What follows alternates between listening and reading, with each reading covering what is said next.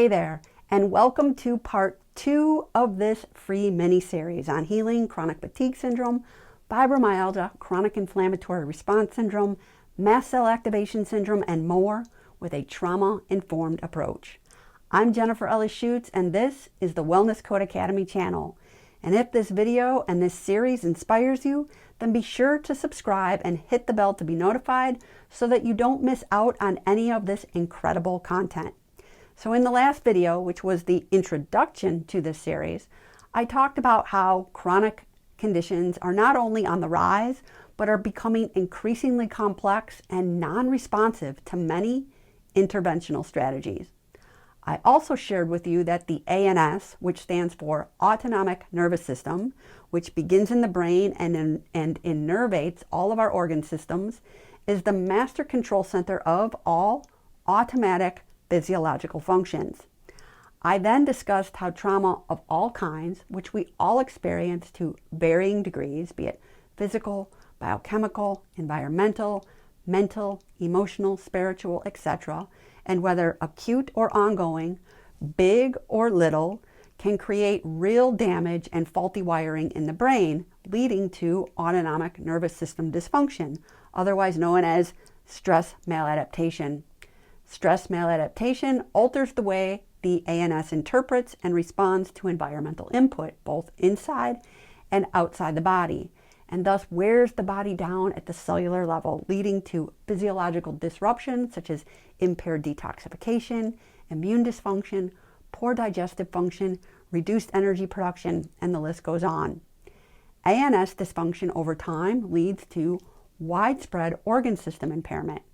In light of this, I explained that while it is absolutely integral to address secondary physiological issues caused by ANS dysfunction, nervous system regulation and neural rewiring are absolutely paramount.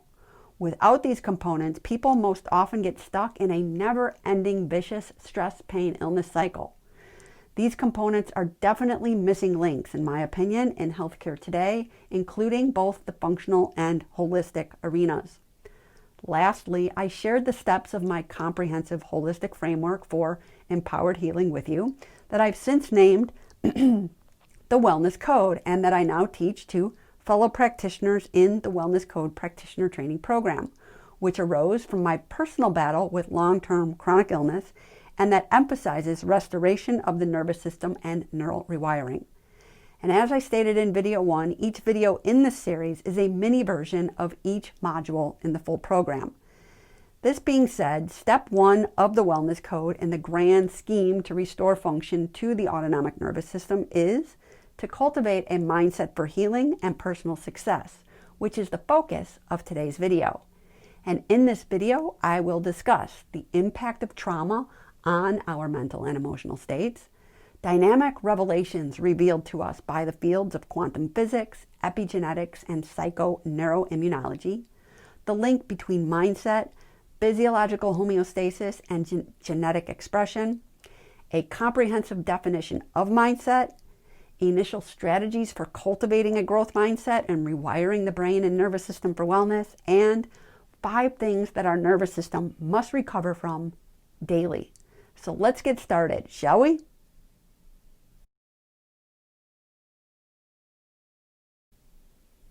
As I stated in the previous section, trauma of all kinds alters the way our nervous system interprets and responds to environmental inputs, leading to stress maladaptation and eventually widespread physiological dysfunction. Trauma also leads to distorted perception and thinking patterns that can often lead to a victim mentality and significantly impair a person's ability to make and stick to necessary health-promoting shifts in their life. Amidst my journey, I spent a great deal of time engaging with a victim, fixed, and fear-based mindset. This mindset caused me to continually engage in unsupportive patterns, spiral into anxiety and depression, give my power away, and kept me searching for external interventions and others to fix me. This caused me and those closest to me, particularly my husband, a great deal of hardship. I finally came to understand the hard way that the body cannot and will not heal if the mind continues to embrace limiting beliefs and engage with unsupportive narratives, which most of the time happen deep within our psyches, outside of our conscious awareness. And as Carl Jung, world-renowned psychologist, so eloquently taught during his time, until we make the unconscious conscious, it will direct our lives and we will call it fate. Furthermore, it's important to consider the evidence that has been brought forth around the mind-body connection from the progressive sciences of quantum physics, epigenetics, and psychoneuroimmunology, which indeed is a mouthful to say, but it is a real word and an emerging cutting-edge field of study that looks at the interplay between the human psyche and the immune and nervous systems.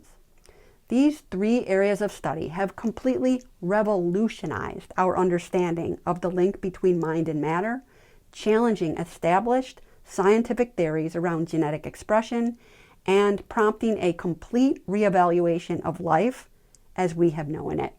And pivotal to this shift in thinking has been a groundbreaking insight into the function of genes. You see, not that long ago, the scientific and medical communities at large supported the notion that we can do little to nothing to alter the expression of our genes, making our genetic blueprint our destiny, and thus making us victims of our biology. In other words, if both our parents died of cancer or diabetes, then that will likely be our destiny as well, regardless of our daily lifestyle patterns. Fortunately, quantum physics and epigenetics have completely blown this out of the water by providing growing evidence that genes are indeed not our destiny, but rather warehouses of genetic potential. And whether or not this genetic potential gets expressed is largely contingent upon environmental input in the form of our lifestyle habits, how we show up in the world, and the inner terrains of our bodies. In other words, it has been shown that while our genetic blueprint does play a role in determining our biology, it is only upwards of 20%, with environmental inputs being the other 80%, and thus supporting that we are masters of our biology and creators of our destiny through our daily lifestyle choices, much more than we have ever been led to believe. And at the top of the list of the most influential inputs upon our genes, aside from diet, lifestyle habits, relationships, and our environments, is the way we think about ourselves, our situations, and our life in general, which essentially is our mindset. How we think consistently plays a large role in how we feel mentally and emotionally. Our mental and emotional states play an integral role in creating the climate of the inner terrain of our bodies, and this inner terrain is a determining factor in cellular function and thus genetic expression. To take this explanation a bit further, research in the field of psychoneuroimmunology has led that repressed painful emotions and habitual stressful thought patterns activate a chronic stress response. This protection mechanism, commonly known as fight or flight, is for short-term emergency use only. Chronic activation of the stress response is directly and measurably linked to a weak immune response, inflammation, musculoskeletal tension, anxiety, depression, impaired cognitive function, and ultimately symptoms, illness, and disease. Without the right mindset in place, in tandem with consistent implementation of tools for nervous system regulation and neural rewiring, biochemical interventions alone are often ineffective in helping us to restore health and create sustainable wellness. Coming up in the next section of this video, I will give a very specific definition of mindset, and then I will get into some foundational tips for cultivating a growth mindset to lay a strong foundation for healing and personal success.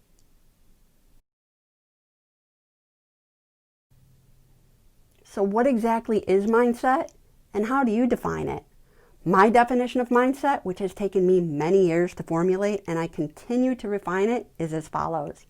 The beliefs, attitudes, and thoughts that we embrace about ourselves, our circumstances, and the world, and how these perspectives influence how we respond to the events in our lives, especially amidst challenging times.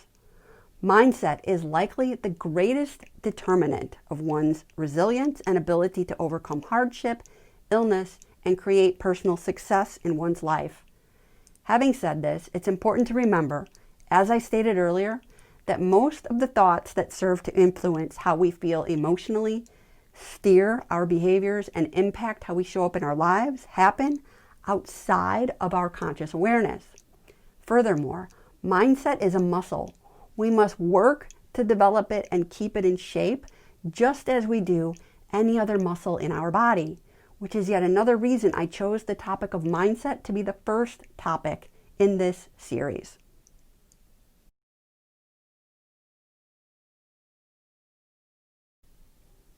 While this is a huge topic with many aspects to cover, to keep this video to a reasonable length, I can't possibly cover it all today. But I can get you started with what I believe to be the first 4 initial steps for cultivating a growth mindset and rewiring the brain and nervous system for wellness. And they are as follows. Step 1, address the 5 most critical secondary physiological stressors that continue to fuel autonomic nervous system dysfunction, which are blood sugar dysregulation, dehydration in terms of the right kind of water as well as optimal mineral levels, improper breathing patterns, gut dysfunction, and lack of restorative sleep. Each of these could be an entire workshop in themselves, and so I cannot go into more detail in this video, but I will be touching upon some more detail of each one of them in later videos within this series. Step 2, realize the 5 most important things that our nervous systems must recover from daily, and they are eating, people, technology, thinking, and doing in general. Without giving our minds and nervous systems adequate time away from each of these each day, we continue to fuel the stress maladaptation pattern. Step 3, realize the body does not know the difference between a real-life experience and an imagined event. Because the body cannot tell the difference between a real or imagined event, whether we imagine a worst-case scenario playing out in our minds, which we humans seem to be really good at doing, or it's happening in real life, the brain and the rest of the nervous system will initiate a stress response. In light of this, to add, epigenetics has shown us that the beliefs we embrace and the thoughts we choose to engage with and accept as truths can literally change our biology, neural circuitry, chemistry, hormones, and gene expression for better or for worse. Step 4, understand the link between mindset, cell danger response, and mitochondrial function. So to begin, mitochondria, the energy producers of our cells, have 2 primary roles: to produce ATP, which is usable cellular energy, and to monitor our environments for threats, both inside and outside the body, and thus trigger cell danger response mode. Threats include factors such as chronic psychological distress, poor diet, toxins, infections, poor sleep, and the list goes on. When mitochondria sense a threat, they begin shifting away from energy producing mode and into the direction of defense or fight mode, which is known as cell danger response mode. The more in defense mode our mitochondria are, the more we experience a slowdown or a complete halt of regenerative and health supportive functions such as detox, energy production, hormone production, mental performance, and the list goes on. This said, because our bodies cannot tell the difference between a real or imagined event, a critical part of cultivating a growth mindset is being mindful of our thought processes so that we can begin cultivating an awareness of how they impact our bodies.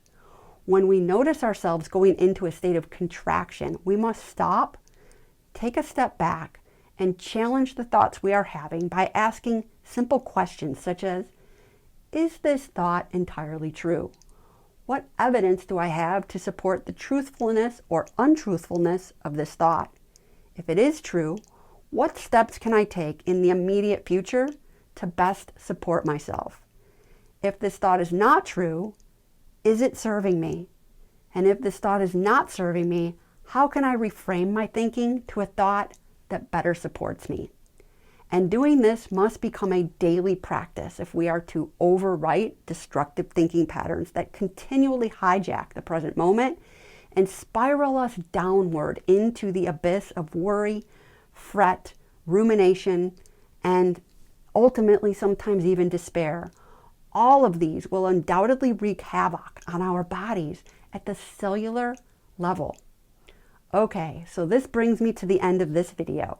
If what I shared with you in this video resonates and you'd like to learn more, be sure to check out the full Wellness Code training program at wellnesscodeacademy.com and perhaps book a free information call to see how this program can take both your health and well-being as well as your practice and work with clients to new levels and beyond. In next week's segment of this series, I will be taking a deep dive into resetting the circadian clock and optimizing sleep. Until then, be well and be empowered.